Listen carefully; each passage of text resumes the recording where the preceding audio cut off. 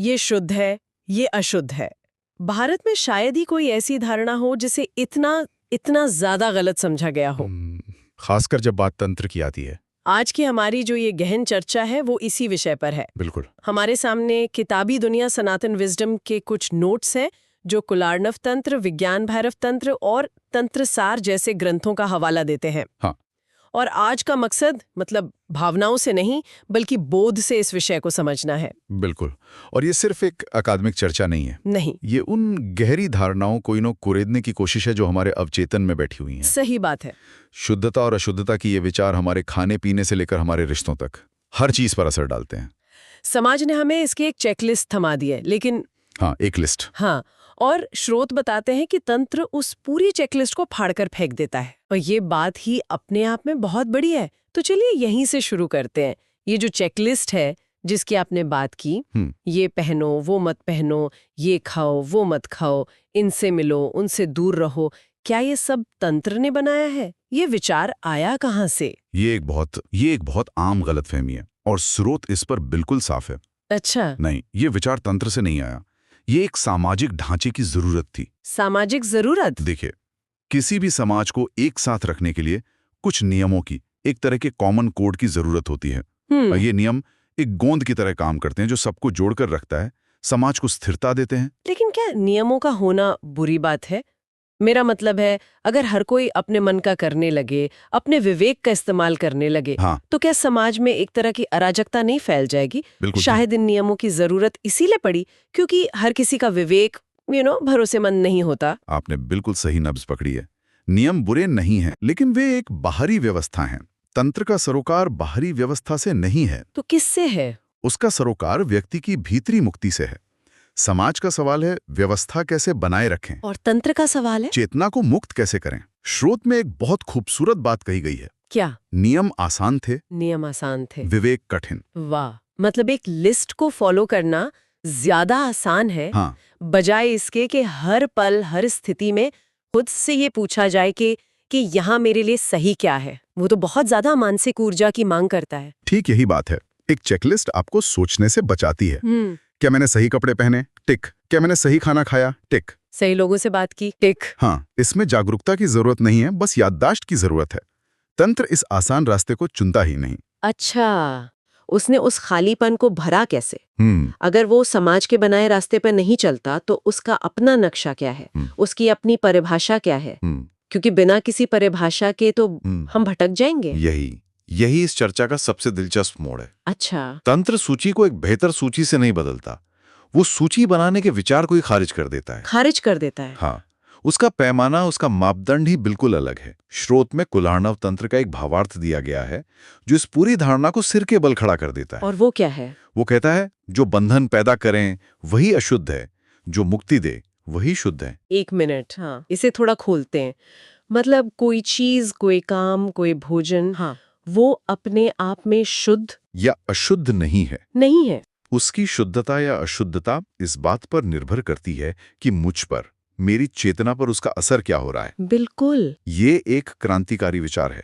इसने शुद्धता को एक वस्तुनिष्ठ बाहरी चीज से हटाकर एक बहुत ही व्यक्तिपरक भीतरी अनुभव बना दिया। एक उदाहरण दे सकते हैं? जरूर। मान लीजिए सात्विक माना जाने वाला भोजन है। अगर कोई व्यक्ति उस भोजन को लेकर इतना आसक्त हो जाए कि उसके बिना उसे लगे कि उसकी साधना ही नहीं हो सकती, मतलब एक तरह का अटैचमेंट, हाँ, तो वही सात्विक भोजन उसके लिए बंधन बन गया और तंत्र की परिभाषा के अनुसार वो उसके लिए अशुद्ध हो गया। वाओ, और इसका उल्टा भी सच हो सकता है। बिल्कुल। कोई ऐसी चीज जिसे समाज अशुद्ध मानता हो, हाँ, अगर वो किसी व्यक्ति को किसी बंधन से मुक्त कर दे तो उसके लिए वो शुद्ध हो गई। हाँ। लेकिन ये सुनने में थोड़ा खतरनाक नहीं लगता? अगर कोई कहे कि मेरी इच्छा मुझे बंधन में नहीं डाल रही, तो क्या उसे कुछ भी करने की आजादी मिल जाती है? समाज के नियम हमें इसी अराजकता से तो बचाते हैं। ये एक बहुत ही जायज सवाल है और यहीं पर तंत्र की गहराई समझ में आती है। कैसे? तंत्र आजादी और मनमानी में फर्क करता है। अच्छा। मनमानी का मतलब है बेहोशी में अपनी प्रवृत्तियों के गुलाम होकर कुछ करना। तंत्र जिसकी बात कर रहा है वो है जागरूकता में जीना। इस परिभाषा के अनुसार एकमात्र मौलिक अशुद्धता अज्ञान है। अज्ञान यानी अपने असली स्वरूप को ना जानना। और स्रोत कहते हैं कि डर और दमन भी अशुद्ध हैं। वो क्यों? क्योंकि वो अज्ञान से ही पैदा होते हैं और बंधन को मजबूत करते हैं। डर आपकी चेतना को सिकोड़ देता है। हाँ, ये तो है। वो आपको नए अनुभव लेने से रोकता है। और दमन यानी अपनी भावनाओं या इच्छाओं को जबरदस्ती दबाना, वो आपके अंदर एक गांठ पैदा कर देता है जो लगातार आपकी ऊर्जा खींचती रहती है। तो ये दोनों ही चीजें बांधती हैं। हाँ, इसलिए वे अशुद्ध हैं। तो अगर अज्ञान सबसे बड़ी अशुद्धता है, तो जाहिर है कि ज्ञान, वो बोध जो मुक्ति दे, हाँ, वही परम शुद्धता है। ये बात शरीर के मामले में बहुत जरूरी हो जाती है। हमारे समाज में, खासकर आध्यात्मिक चर्चाओं में, शरीर को अक्सर एक समस्या की तरह देखा गया हाँ, है। पाप के स्रोत की तरह। हाँ, और इसकी वजह से लोगों में बहुत अपराध बोध और शर्म की भावना आती है। क्या तंत्र भी शरीर को इसी नजर से देखता है? बिल्कुल नहीं, बल्कि तंत्र इस धारणा पर एक बहुत शक्तिशाली और सीधा सवाल करता है। क्या सवाल? स्रोत के अनुसार तंत्र पूछता है, यदि शरीर अपवित्र होता तो उसी में ब्रह्म कैसे प्रकट होता? ये तो बहुत गहरा सवाल है। हाँ, यह एक ऐसा सवाल है जो पूरी बहस को ही खत्म कर देता है। अगर परमात्मा सर्वव्यापी है तो वो इस शरीर में क्यों नहीं है? और अगर वो यहाँ है तो ये जगह अपवित्र कैसे हो सकती है? मतलब शरीर एक बाधा नहीं बल्कि एक माध्यम है। बिल्कुल। तंत्रसार का भावार्थ तो यहाँ तक कहता है कि देह ही साधना का क्षेत्र है। हाँ, यानी ये शरीर कोई समस्या नहीं, ये तो वो मैदान है जहाँ साधना का खेल खेला जाना है। एक मंदिर की तरह। बिल्कुल। ये शरीर वो यंत्र है जिससे आप अनुभव करते हैं, सीखते हैं और मुक्त हो सकते हैं। तो फिर समस्या कहाँ है? लोग शरीर से जुड़ी चीजों को अशुद्ध क्यों मानने लगे? स्रोत कहता है समस्या देह में नहीं, असाक्षी भाव में है। एक मिनट, असाक्षी भाव, ये सुनने में बहुत भारी शब्द लगता है। क्या इसका मतलब बस ये है कि हमारा ध्यान भटका हुआ है या इससे कुछ और गहरा मतलब है? इसका मतलब ध्यान भटके होने से कहीं ज्यादा गहरा है। अच्छा। असाक्षी भाव का मतलब है बिना जागरूकता के जीना, एक ऑटोमेटिक मशीन की तरह। अपनी आदतों और प्रवृत्तियों के हिसाब से। हाँ, बस जीते चले जाना। सोचिए, जब कोई फोन पर रील्स देखते हुए खाना खाता है, अक्सर होता है। न खाने का स्वाद पता चलता है, न ये याद रहता है कि कौन सी रील देखी। सही बात है। शारीरिक रूप से आप वहां हैं, पर चेतना कहीं और है। वही है असाक्षी भाव। उस स्थिति में खाया गया वो पौष्टिक भोजन भी आपके लिए बंधन बन सकता है, क्योंकि आपने उसे होश से पूरी तरह अनुभव करके खाया ही नहीं। हा, तो मतलब मेरा आधी रात को फ्रिज खोलकर बेहोशी में आइसक्रीम खाना तांत्रिक हिसाब से पक्का अशुद्ध कर्म है। आप इसे मजाक में कह रही हैं, लेकिन आपने सार पकड़ लिया है। अच्छा, समस्या आइसक्रीम में नहीं, बेहोशी में है। समझ गई। और यही तर्क भावनाओं पर भी लागू होता है। समाज कहता है क्रोध बुरा है, वासना बुरी है, लालच बुरा है। लेबल लगा देता है। हाँ, तंत्र इन पर बुरा या अशुद्ध का लेबल नहीं लगाता। वो एक अलग सवाल पूछता है। क्या? स्रोत में इसका जिक्र है। तंत्र पूछता है, क्या क्रोध साक्षी में है? यहाँ साक्षी में होने का क्या मतलब है? इसका रोजमर्रा की जिंदगी में क्या मतलब हुआ? साक्षी में होने का मतलब है, क्या आप क्रोध को देख पा रहे हैं?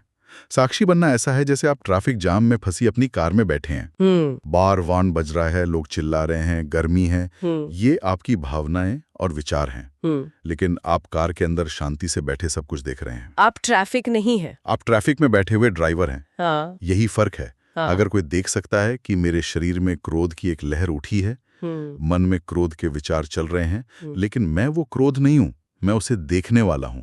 हाँ। तो वो साक्षी है। और अगर मैं उसे देख सकती हूँ तो मैं उससे बंधी हुई नहीं हूँ। बिल्कुल, मैं मुक्त हूँ। बिल्कुल। और तंत्र की पहली परिभाषा के अनुसार जो चीज मुझे मुक्त रखे वो अशुद्ध हो ही नहीं सकती। सही। तो क्रोध भी अशुद्ध नहीं है अगर मैं उसे साक्षी भाव से देख पाऊं। बिल्कुल। वो बस एक ऊर्जा है जो आई और चली गई। एकदम सही। और स्रोत में दूसरा सवाल भी है, क्या इच्छा बंधन बना रही है? यानी इच्छा का होना समस्या नहीं है। समस्या तब है जब वो इच्छा हम पर हावी हो जाए, हमें अपना गुलाम बना ले, जब उसके बिना जीना नामुमकिन लगने लगे। हाँ, तब वो बंधन बन जाती है और तंत्र की परिभाषा के अनुसार अशुद्ध हो जाती है। तो तंत्र किसी भी चीज पर बाहरी लेबल नहीं लगाता, वो हमेशा चेतना की भीतरी स्थिति को देखता है। ये सब सुनने में बहुत गहरा और क्रांतिकारी लगता है। तो इन सब बातों का आज के भागदौड़ भरी जिंदगी में क्या मतलब है? आज के दौर में जब हम ये ग्रंथ नहीं पढ़ते, ये साधनाएं नहीं जानते, तब हम इस ज्ञान का इस्तेमाल कैसे कर सकते हैं? ये सिर्फ एक अच्छी फिलॉसफी बनकर ना रह जाए, इसके लिए क्या करें? यह इस पूरी अवधारणा को बहुत व्यावहारिक बना देता है। तंत्र के लिए शुद्धता कोई धार्मिक क्रिया या कर्मकांड नहीं है, तो क्या है? बल्कि जीने का एक तरीका है, एक नजरिया है। स्रोत के अनुसार तंत्र के लिए आज भी शुद्धता के 3 व्यावहारिक मतलब हैं। ओके। पहला, सच्चाई से जीना, अपने प्रति पूरी तरह से ईमानदार रहना। जो आप है, जैसा आप महसूस करें उसे स्वीकार करना। हाँ, बिना किसी मुखौटे के। और दूसरा बिंदु शायद वही है जिसकी हमने बात की, साक्षी बनना। जीवन की हर स्थिति में, चाहे वो अच्छी हो या बुरी, सुखद हो या दुखद, हाँ, उसे बिना किसी फैसले के बस एक दर्शक की तरह देखना। ये देखना कि विचार आ रहे हैं, भावनाएं उठ रही हैं, लेकिन मैं इनसे अलग हूं, मैं इन्हें देखने वाला आकाश हूं। और तीसरा, जो शायद सबसे शक्तिशाली बदलाव ला सकता है, अपने कर्मों और भावनाओं की पूरी जिम्मेदारी लेना। इसका क्या मतलब है? ये कहना कि उसने मुझे गुस्सा दिलाया, के बजाय ये समझना कि मुझ में गुस्सा उठा। ओह, ये तो बहुत बड़ा फर्क है ना? पहले वाक्य में आप एक शिकार हैं, आपकी भावनाओं का रिमोट कंट्रोल किसी और के हाथ में है। दूसरे वाक्य में आप अपनी भीतरी दुनिया के मालिक हैं। जब आप जिम्मेदारी लेते हैं तो आप अपनी स्थिति के निर्माता बन जाते हैं। तो ये 3 चीजें, सच्चाई, साक्षी भाव और जिम्मेदारी, यही तंत्र के अनुसार आज के जीवन में पवित्रता की साधना है। हाँ। इसमें किसी मंदिर जाने की, किसी खास तरह का भोजन करने की या कोई मंत्र जपने की जरूरत नहीं है। बिल्कुल नहीं। यह पूरी तरह से एक मनोवैज्ञानिक और आध्यात्मिक साधना है जो हर पल, हर सांस के साथ की जा सकती है। बिल्कुल। इसीलिए विज्ञान भैरव तंत्र का एक भावार्थ कहता है, जहां जागृति है वहां पवित्रता स्वतः है, अपने आप है। हाँ, यानी पवित्रता कोई ऐसी चीज नहीं है जिसे आपको हासिल करना है, कोई मेडल नहीं है जैसे जीतना है। तो फिर क्या है? आप बस जागरूक हो जाइए, पवित्रता अपने आप आ जाएगी। वो तो बस जागरूकता की परछाई है। तो आज की चर्चा का सार ये है, समाज ने हमें शुद्ध और अशुद्ध चीजों की एक चेकलिस्ट दी। ये करो, ये मत करो। और तंत्र उस चेकलिस्ट को किनारे रखकर हमें अपनी चेतना की स्थिति को जांचने का एक आईना देता है। हाँ। वो बस एक ही सवाल पूछता है, इस पल में, इस काम से, इस विचार से तुम बंध रहे हो या मुक्त हो रहे हो? तुम सोए हुए हो या जागे हुए हो? और इसका लक्ष्य आपको अपराधी महसूस कराना नहीं है। नहीं, बल्कि आपको जागरूक बनाना है। ये एक बहुत बड़ा फर्क है। सामाजिक नियम अक्सर अपराध बोध पैदा करते हैं। ओह, मैंने कुछ गलत कर दिया, मैं अशुद्ध हो गया। तंत्र कहता है कि कुछ भी गलत या सही नहीं है, केवल जागरूकता और बेहोशी है। अगर कोई काम बेहोशी में हुआ है तो उसका उपाय अपराध बोध में डूबना नहीं है, बल्कि अगली बार और ज्यादा जागरूक होने का संकल्प लेना है। तो लक्ष्य अपराधी महसूस करना नहीं, बल्कि जागरूक बनना है। ये लाइन ही अपने आप में बहुत राहत देने वाली है। और अंतिम विचार शायद सबसे शक्तिशाली है। क्या? स्रोत कहता है कि तंत्र किसी को अपराधी नहीं बनाता, वो जागरूक बनाता है। और फिर वो एक बहुत गहरी बात कहता है, आप पवित्र हैं क्योंकि आप देख सकते हैं। वाह, इसका क्या मतलब है? आप पवित्र हैं क्योंकि आप देख सकते हैं? इसका मतलब है कि देखने की, साक्षी होने की जो क्षमता आपके अंदर है, हाँ, वही आपकी पवित्रता का, आपकी दिव्यता का सबसे बड़ा प्रमाण है। एक पत्थर नहीं देख सकता कि वो पत्थर है, एक मशीन महसूस नहीं कर सकते, लेकिन आप एक चेतन प्राणी के रूप में अपने विचारों को, अपनी भावनाओं को, अपने शरीर की संवेदनाओं को देख सकते हैं। अच्छा, ये जो देखने की, जागरूक होने की क्षमता है, यही अपने आप में शुद्धता है। आपको कुछ और बनने की जरूरत नहीं है, आप पहले से ही वो हैं। हाँ, बस इस देखने की क्षमता को और गहरा करना है और साफ करना है। ये तो पूरा गेम ही बदल देता है। मतलब मुझे पवित्र बनने के लिए कुछ करना ही नहीं है। नहीं, मेरी देखने की शक्ति ही मेरी पवित्रता है। ये विचार तो हर तरह के आध्यात्मिक बोझ और अपराध बोध से मुक्त कर देता है। हाँ, ये कहता है कि आप मूल रूप से शुद्ध हैं, दिव्य हैं, बस अज्ञान की एक धूल जम गई है, जिसे जागरूकता के पानी से साफ करना है। बिल्कुल, आप हीरा हैं, बस धूल साफ करनी है। आपको कोयले से हीरा नहीं बनना। चलिए, आज की इस गहरी चर्चा को एक विचार के साथ समाप्त करते हैं। स्रोत में इस बात का जिक्र है कि दमन यानी सप्रेशन को अशुद्ध माना गया है क्योंकि वो बंधन पैदा करता है। हाँ, तो इस पर विचार किया जा सकता है। अपनी तथाकथित नकारात्मक भावनाओं को, जैसे क्रोध, ईर्ष्या या डर को दबाने और उनसे लड़ने के बजाय अगर उन्हें बिना किसी जजमेंट के बस एक साक्षी की तरह देखने का प्रयोग किया जाए तो खुद के साथ हमारा रिश्ता कैसे बदल सकता है।